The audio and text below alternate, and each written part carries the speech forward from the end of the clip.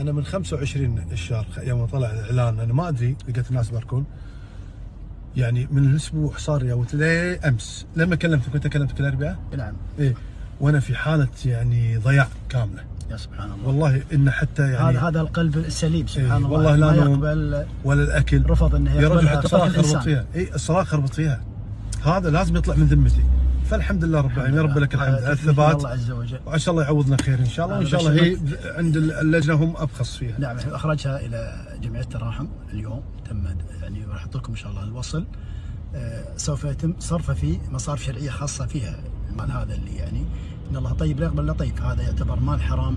نعم. لانها جات بربا. نعم. فاخرجته، نسال الله ان يحرمك على النار ويجزاك خير الجزاء. امين.